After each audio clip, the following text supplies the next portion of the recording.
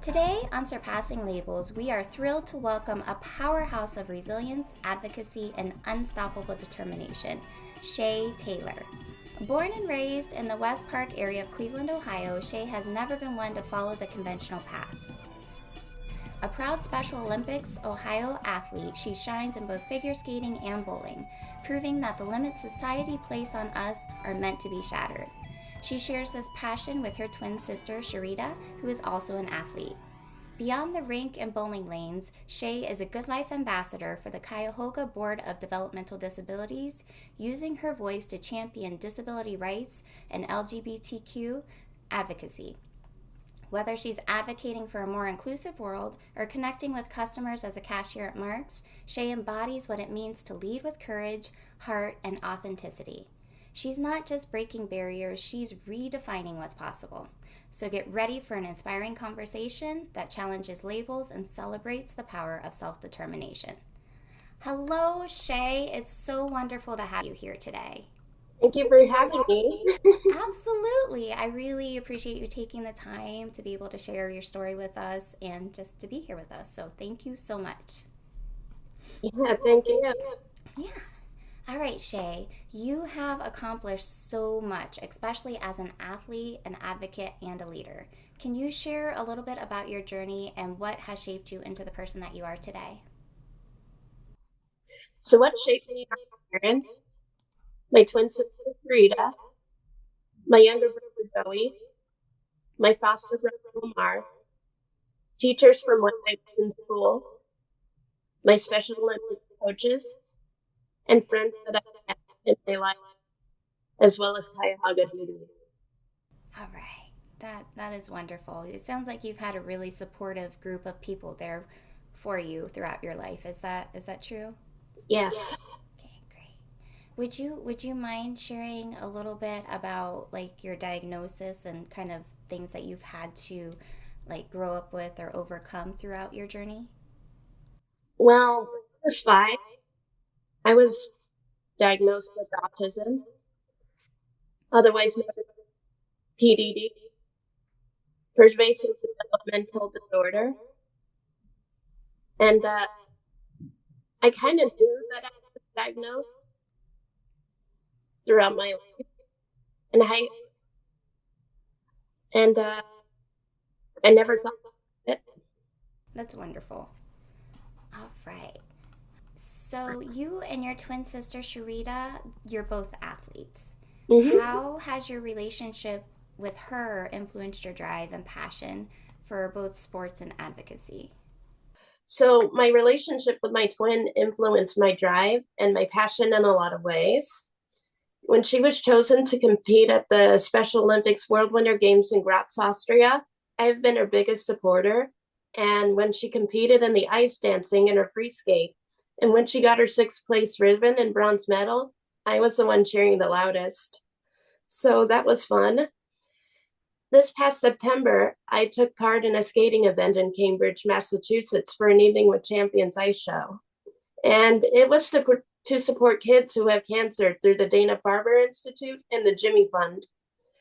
It was my first time ever skating in Boston and my sister's fourth. And I can't wait to go again soon. So traveling with my sister is always fun. Yeah, that sounds amazing. That I can't imagine how exciting that would be. Like to be going to different places and especially with ice skating and stuff. That's just phenomenal. You guys should be so proud. That's wonderful. I'm so excited. I can't wait try to come see you guys sometime because that would be awesome. That would be wonderful. Do you Yeah. guys do much around the area? Yeah, actually, I am a Good Life ambassador for Cuyahoga DD. So, what I do is I go out into communities and schools and teach them about disability etiquette and inclusion on how to include kids and people with disabilities. Yeah. That's wonderful. And I think that it's wonderful that you guys are able to branch out like that and not only to be able to bring awareness to kids at different schools and whatnot, but just what you're doing for the communities itself, just getting out there and promoting awareness and helping spread the word. I think that is just, it's wonderful. That's a wonderful program. That is, yes. Have you enjoyed being a part of it? I love being a part of it. How long have you been doing it for? 4 years now. Really? Wow. Yeah. Wow. That's wonderful. Yeah. I recently, because I wasn't fully aware that they had this program through Cuyahoga County. I live in a different county and we don't have any programs like that. So when I was made aware of it through like a workshop that I had done, I was really impressed and I think it's such a wonderful idea. And I did not realize that it's been going on for quite a while, obviously. And to be a part of that, I'm sure it's something pretty huge for you. Yes, it's definitely huge. That's wonderful. Oh, that's amazing. All right. Okay. Let's see. So the world really loves to kind of put people in boxes, but you've never really let labels define you. What advice would you give to someone struggling trying to embrace their true self? My advice would be it's okay to be different. Don't let anyone tell you that you can't do anything because I know you can achieve your dreams and you can do anything you put your mind to. Yeah, I love that. Perseverance and just knowing that you have the abilities within you, that is such a huge message. So thank you so much for sharing that. Oh, no problem. Okay, so you're an advocate for both disability rights and the LGBTQ inclusion. These two areas don't often get enough attention, in my opinion. So what do you think are the biggest misconceptions or barriers that people might face in these communities?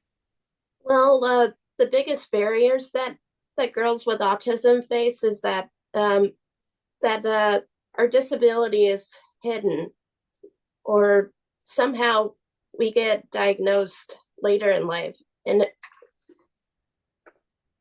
there is research that boys are seen as autistic more than girls are.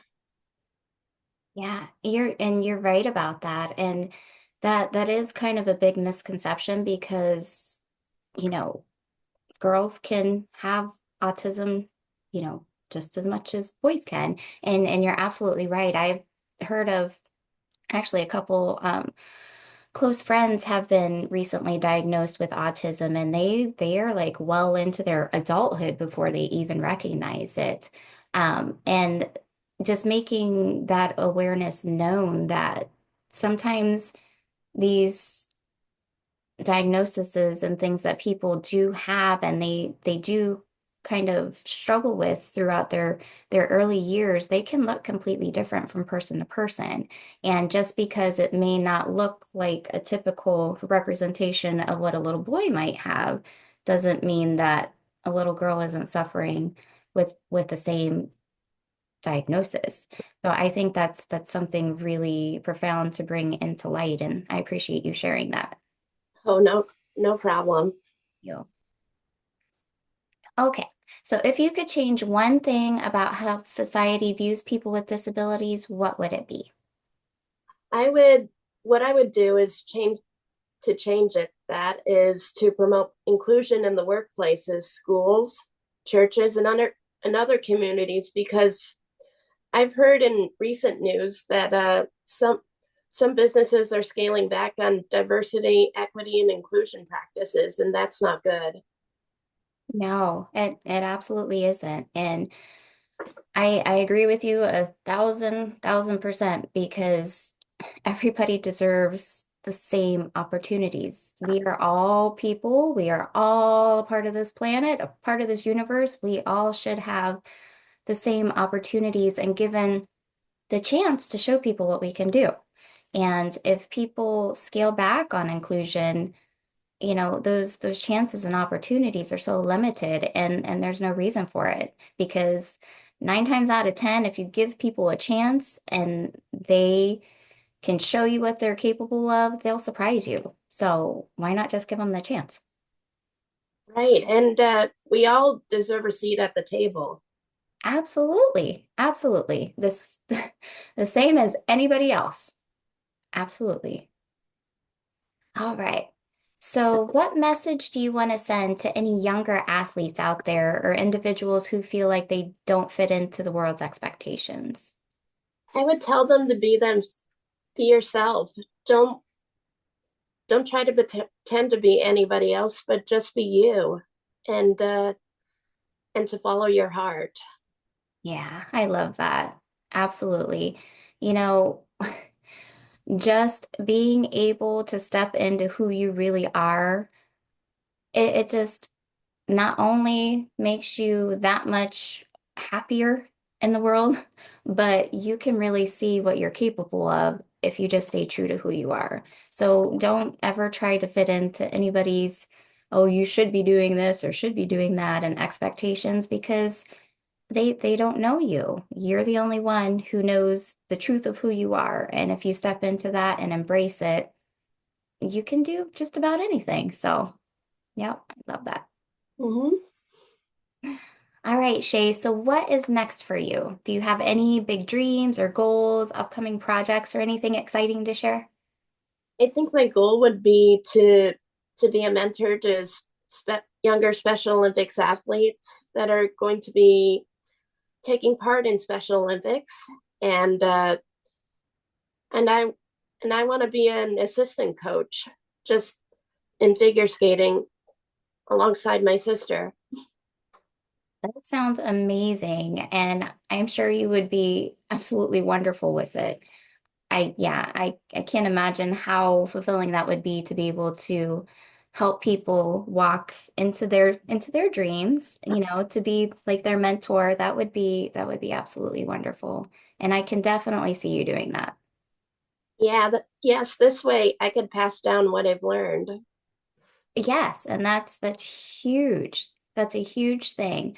Just being able to mentor those young minds, spread awareness, spread your story and be a part of like the foundation of these younger generations, to build them up, to let them be able to experience what they're capable of doing, of what's possible. I love that. That's just wonderful. Oh, well, I appreciate you so much, and thank you so much for being here today and for doing this, even with our little technical glitches there. Oh, thank you. Yeah, one final thing. Do good all you can while you can. Oh, I love that. I love that. Did you make up that quote, or did you hear that from somewhere? I heard it from somewhere, and my dad would tell me when I was younger, stick to itiveness. Ooh, I like that one. I like that one. Yeah. So that stuck with me when I was younger, and Yeah. it applies to me now. Yeah. Well, yeah, and I think that it could apply to so many, well, to everybody throughout the world. I mean, do good while you can and stick to itiveness. I like that. I'm gonna have to use that one. I like that one. And another quote I live by is and it's from Joan of Arc. I would I am not afraid. I was born to do this. I love that. That is a fierce one right there. Yeah. That is definitely one that you should carry with you. I think if a lot more people were able to carry that with them, we could see a lot of powerful things. Absolutely. Oh, I love those. Wonderful, wonderful. Well, thank you again so much, Shay, for taking the time, for being here and sharing your story. I really appreciate it. Thank you. Thank you for having me. Absolutely, absolutely. What an incredible conversation. Shaye Taylor is truly a force for change, proving that labels do not define us, we do. Her story is a powerful reminder that breaking barriers, starting with believing in yourself and having the courage to show up exactly as you are, is so profound. If today's episode inspired you, share it with someone who needs to hear it. Let's keep this conversation going and continue challenging the labels society tries to put on us. And if you're ready to take your own journey of self-discovery even deeper, don't forget to check out the Revelation Key, my free session designed to help you uncover your truth and step into your power. Until next time, keep embracing the extraordinary within the ordinary and living beyond the labels. You are enough, you are powerful, and the world needs your voice. This is Felicia signing off of Surpassing Labels. I'll see you in the next episode. Bye-bye.